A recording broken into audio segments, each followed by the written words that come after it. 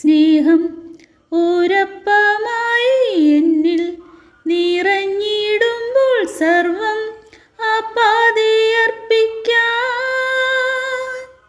സ്നേഹം ഊരപ്പമായി എന്നിൽ നിറഞ്ഞിടുമ്പോൾ സർവം ആപാതയർപ്പിക്കാൻ. ദിവ്യ സൗഭാഗ്യം അങ്ങെൻ്റെ സ്വന്തം, ദിവ്യ സൗഭാഗ്യം അങ്ങെൻ്റെ സ്വന്തം. ആത്മാവുണർന്നു നിൻ സ്തുതിഗീതികളാ. മഴയായി പൊഴിയൂ മനസ്സിൻ പൂവിൽ, സ്നേഹക്കുളിരായി നിറയൂ ഇന്നിൻ ഹൃത്തിൽ. നിത്യം ആരാധന സ്തുതിനാഥ, നിത്യം ആരാധന സ്തുതിനാഥ. അധ്യായം 10. തോല. അബിമേലെക്കിനു ശേഷം ഇസ്രായേലിനെ രക്ഷിക്കാൻ തോല നിയുക്തനായി. ഇസ്സാക്കർ ഗോത്രജനായ ദോദോയുടെ പുത്രൻ പൂവ ആയിരുന്നു ഇവൻ്റെ പിതാവ്. അവൻ എഫ്രായിം മലനാട്ടിലെ ഷാമീറിൽ ജീവിച്ചുകൊണ്ട് ഇസ്രായേലിനെ 23 വർഷം നയിച്ചു. മരിച്ച് അവിടെ തന്നെ അടക്കപ്പെട്ടു. ജായിർ. തുടർന്ന് ഗിലെയാദുകാരനായ ജായിർ വന്നു. അവൻ ഇസ്രായേലിൽ 22 വർഷം ന്യായപാലനം നടത്തി. അവന് 30 പുത്രന്മാരുണ്ടായിരുന്നു. അവർ കഴുതപ്പുറത്ത് സവാരി ചെയ്തു. ഗിലെയാദ് ദേശത്ത് ഇന്നും ഹാവൂത്ത് ജായിർ എന്ന് അറിയപ്പെടുന്ന 30 പട്ടണങ്ങൾ അവരുടെ അധീനതയിൽ ആയിരുന്നു. ജായിർ മരിച്ച് കാമോനിൽ അടക്കപ്പെട്ടു. ജഫ്ത. ഇസ്രായേൽ വീണ്ടും കർത്താവിൻ്റെ മുൻപിൽ തിന്മ ചെയ്തു.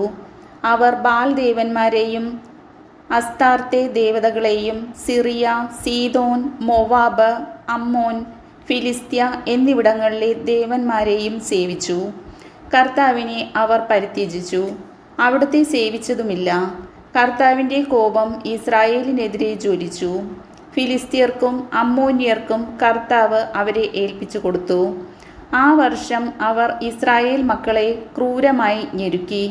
ജോർദാൻ അക്കരെ ഗിലെയാദിലുള്ള അമോര്യരുടെ സ്ഥലത്ത് വസിച്ചിരുന്ന ഇസ്രായേലിയരെ മുഴുവൻ 18 വർഷം അവർ പീഡിപ്പിച്ചു. അമ്മോന്യർ ജോർദാൻ കടന്ന് യൂദ, ബെഞ്ചമിൻ, എഫ്രായിം എന്നീ ഗോത്രങ്ങളോട് യുദ്ധം ചെയ്യാൻ വന്നു. തന്മൂലം ഇസ്രായേൽ വലിയ ക്ലേശം അനുഭവിച്ചു.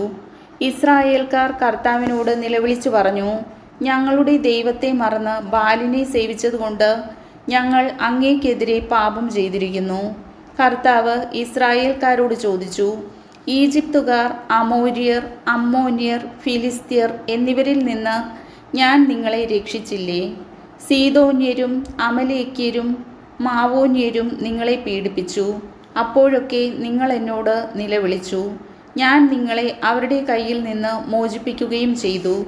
എങ്കിലും നിങ്ങൾ എന്നെ ഉപേക്ഷിച്ച് അന്യദേവന്മാരെ സേവിച്ചു. അതുകൊണ്ട് ഇനി ഒരിക്കലും ഞാൻ നിങ്ങളെ രക്ഷിക്കുകയില്ല.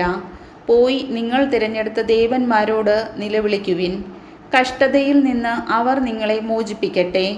ഇസ്രായേൽ ജനം കർത്താവിനോട് പറഞ്ഞു, ഞങ്ങൾ പാപം ചെയ്തു പോയി. അങ്ങേക്കിഷ്ടമുള്ളത് ഞങ്ങളോട് ചെയ്തു കൊള്ളുക.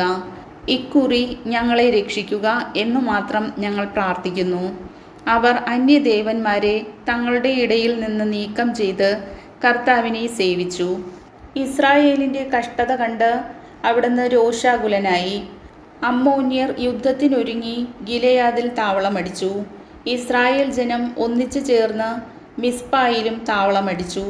ഗിലെയാദിലെ നേതാക്കന്മാരായ ആളുകൾ പരസ്പരം പറഞ്ഞു, അമ്മോന്യരോട് യുദ്ധം ആരംഭിക്കുന്നതാരോ അവനായിരിക്കും ഗിലെയാദ് നിവാസികൾക്ക് അധിപൻ. കർത്താവിൻ്റെ വചനം.